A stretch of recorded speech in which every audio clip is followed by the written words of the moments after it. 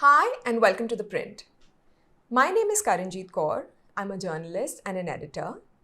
Let's talk today about the overheating real estate market in India's smallest state. Because in Goa, you're always within earshot of a conversation about hot properties. You'll see brokers with AirPods at the grocery store, extolling the virtues of a paddy field or river-facing villa. Keep an ear out for the word luxury that will appear as many times as the square footage of the property. Inside old Goan homes, transformed into chic little cafes, upper-class Delhi and Bombay people, grown about the Delhi and Bombay people, taking over their apartment complexes. Along winding village paths, morning walkers pass each other with competing complaints.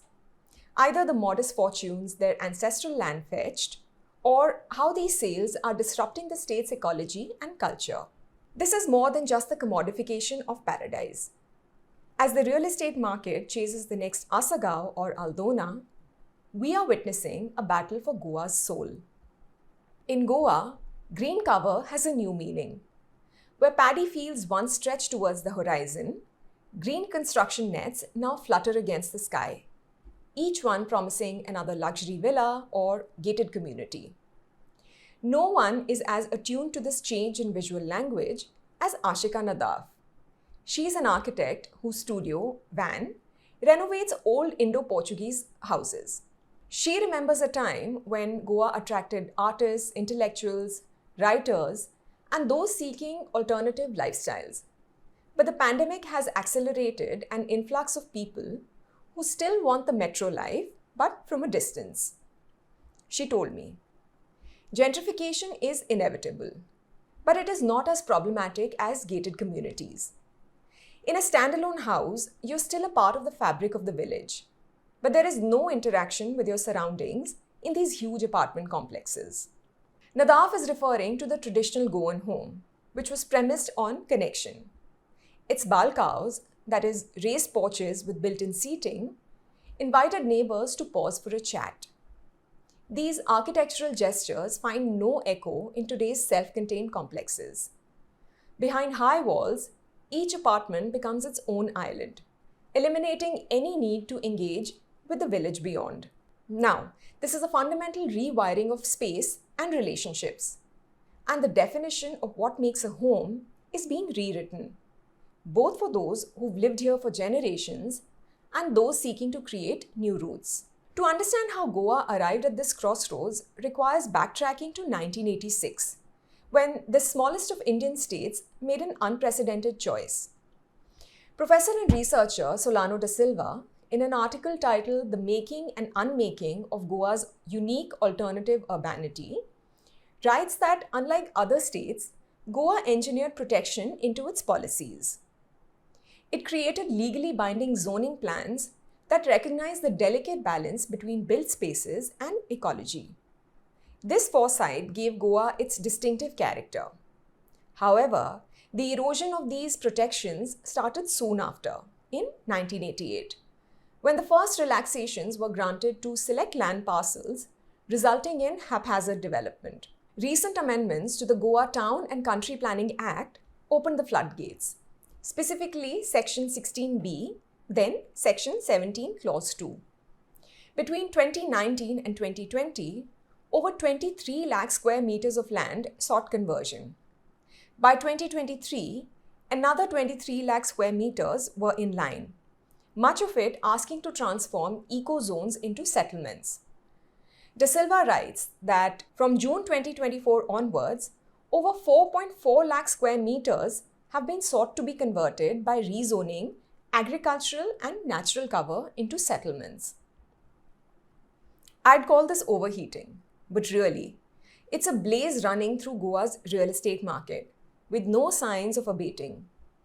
In my very quiet neighborhood, far from the upscale coastal belt, luxury villas are priced in the region of 3 to 4 crore. Around the beaches of Anjana, land has appreciated by almost 1,000%. Nadav, who moved to Goa because it was relatively affordable, tells me that land that was once priced around 8,000 rupees per square meter is now available for 35 to 40,000 rupees. It's an elemental recalibration of what land has come to mean, from something that once sustained community to something that must generate a return on investment.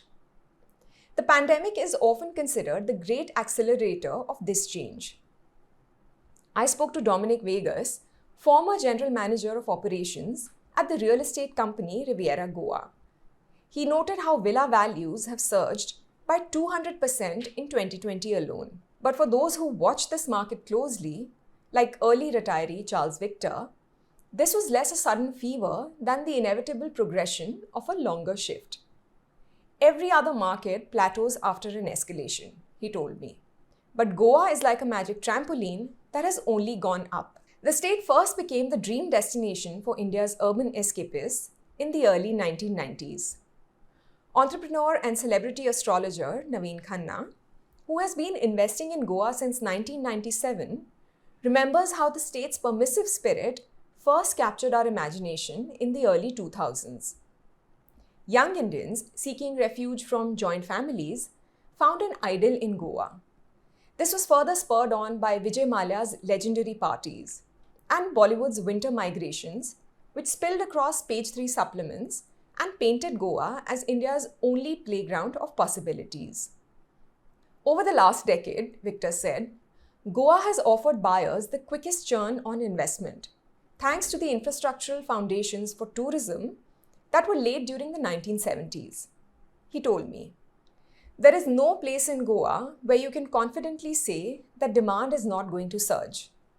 This also means that an oversaturated north will inevitably yield to South Goa, where smaller pockets continue to open up. But South Goa, no doubt having witnessed the sprawl in the north, is fighting the toughest battles. Although these concerns are alive and well in the north too. Civil society groups like the revered Goa Foundation and organized local residents spearheaded the Save Mole movement a few years ago. More recently, the people of Loliye and Poingini villages have petitioned the Environment Ministry to include them in the upcoming eco-sensitive areas notification. They are protesting a proposed film city due to come up on a laterite plateau. These concerns often crystallize into a fraught insider-outsider debate.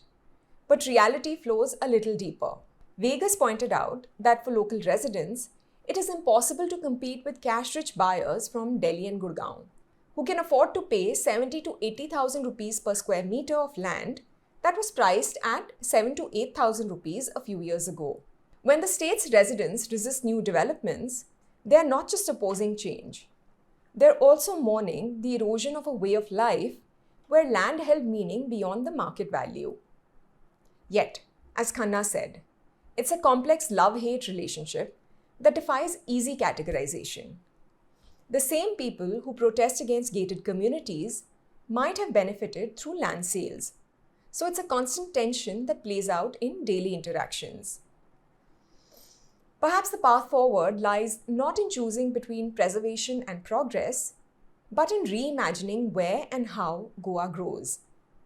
Rushil Pallavajhal, a real estate expert and urbanist, pointed to an overlooked possibility.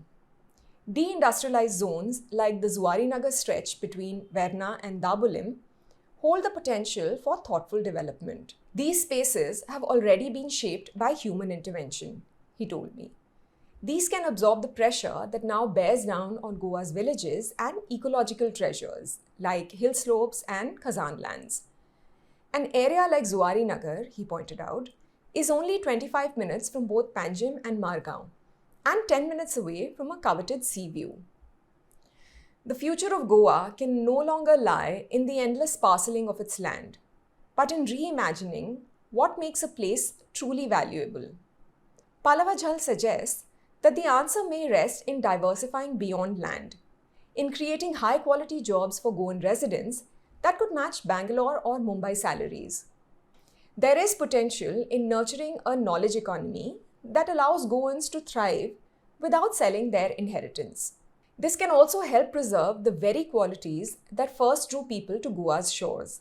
Shifting the burden away from Goa's lands will ensure that we can measure wealth not just in square meters, but in the capacity of a place to sustain both its heritage and its future.